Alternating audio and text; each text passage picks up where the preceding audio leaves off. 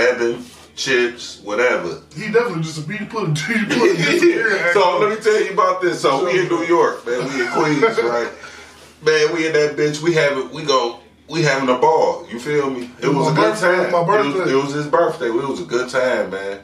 About 70 deep. It was real raggedy how Chips didn't take care of shit for us. You know what I'm saying? On the music shit. We had to do all the work, get a DJ, the music. It was like, what the fuck is you our manager for, bro? And he didn't come with it.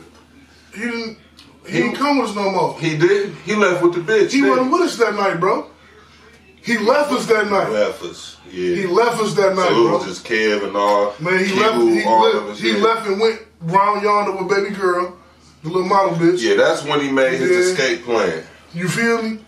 Yeah, so that's when Kev like, shit, man. So everybody found out that he was on the bullshit that he was on the next day. The shit came out. Yep.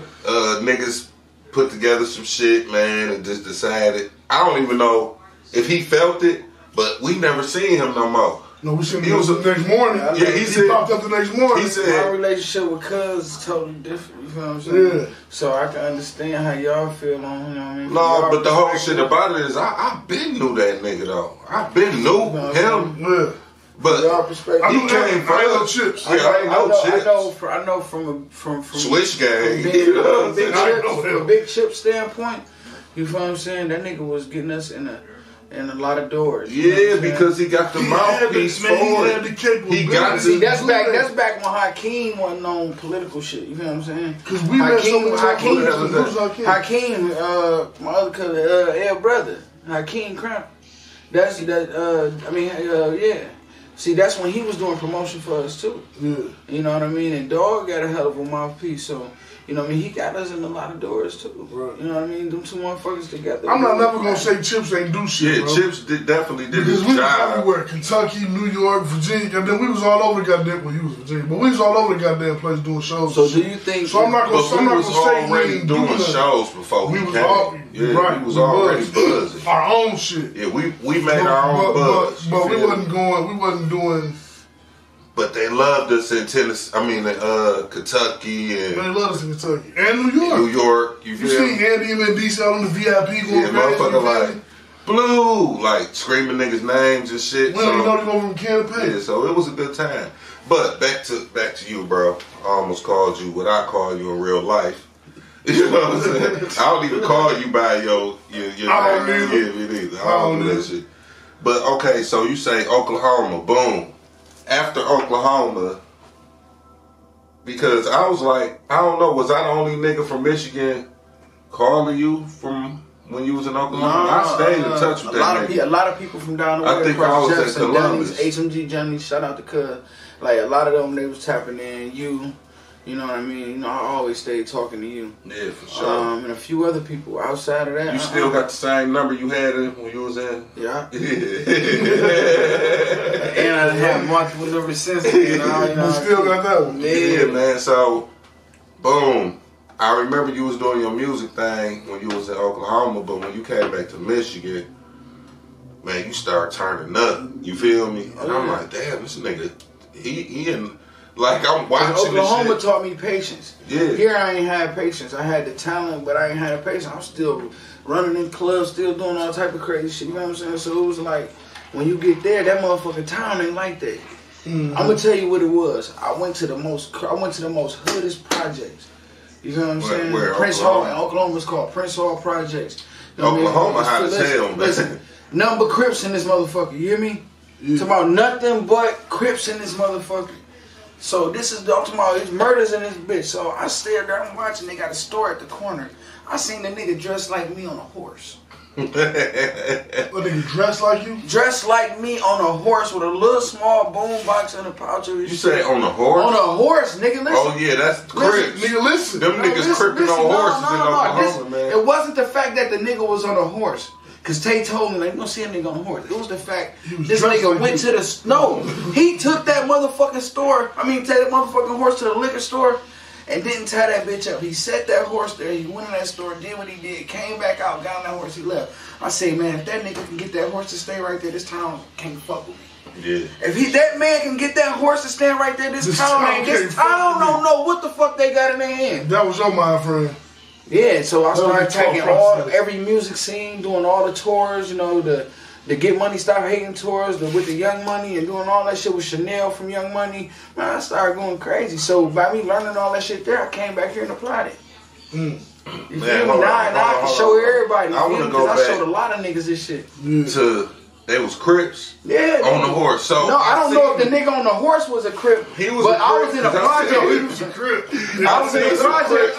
On the hood to hood, man. On horses. Man, on hood to hood, man. It was Crips on horses, man. I don't know if Doggy Bone was no Crip. But them niggas, I'm like, man, this nigga got a motherfucker. Them niggas like, dog, you ain't know, nigga. It was a young nigga on the horse. Nigga had to be about 30. You know what I'm saying? Cowboy boots on, probably Chris. Yeah. But that's Volume 1 and Trap Talk Volume 2. You know what I mean? I got 3 and 4 drops. You recorded that? You recorded that? Yeah, Trap Talk Volume 1 I recorded, and Chris did. Smiley, he recorded some of them too. Smiley? Yeah, he did some of them too. Chris. Yeah. Oh. Yeah. Fire Tide Brother. I mean, I call it Tide Brother, but I call him Fire Tide. He used to have a fire records back in. Chris. Yeah, Chris, that's cuz. Polo nephew. That's why I did chewing that. Yeah. And you know what? His sound. That's the only shit. Hey, listen, we just said earlier. I'm tripping. Listen to me. See, I'm tripping. I dropped Praying for Forgiveness. I dropped Praying for Forgiveness 1 and 2. I remember Praying for Forgiveness. Yeah, I dropped two EPs Praying for Forgiveness. I remember Praying for Forgiveness. Those on iTunes and everything too. You took it off iTunes? No, that's all on there. Oh, okay, that's all on there. I dropped them in Oklahoma. Yeah, I dropped 2 Praying for Forgiveness. That's what the Lord was on. Yeah. And then I came here and I dropped Trap Talks, and then I dropped State versus Fed, and then I've been dropping singles ever since. So what was you finna say, Chevy? That goddamn, we just said earlier that this nigga don't like nobody's shit. If you go to somebody else's shit, you don't really like it. He ain't feeling, he ain't fucking with it. That's been blues. Chewing, I recorded that Chris shit. I recorded Chewing that Chris shit. That's the only shit this nigga like, bro. Yeah, I've been with Chris since he really just, like, when Chris was learning that shit, I've been with Chris, and Chris came a long way. That boy dope. And he shooting videos. Like, I hear me and his sound, you feel me? Yeah. Like, damn, that's what I would have did. You feel me? For sure. So, yeah, that Chewing hot, man. You know what I'm saying? Mm-hmm. All right, so, boom. What motivated you to start doing what you're doing now? What, like with the restaurant? Yeah. Sheesh, man. Sheesh. A lot, man. A lot. Life. Yeah, life, man. And then, not only that, I can't even cap. I didn't like... I remember I tried to get that building years ago, and somebody had beat me to it, but it was only because, like, I had tried to add, bro, like, man, let's do this, you know what I mean? Try to, you know, because I knew he knew the business, you know what I'm saying? And we didn't get to it in time. And then, you know, I always wanted to do it, but me and my wife, you know what I mean, at that time, you know what I mean, we had both had a vision, you know what I'm saying? And by me already was trying to get that location, you know what I mean? She knew the person, you know what I mean, the hairstylist. Who so happened was the brother, who so happened was my son coach, you know what I mean, for football, you know what I mean? So it all lined up. Mm-hmm. It all lined up.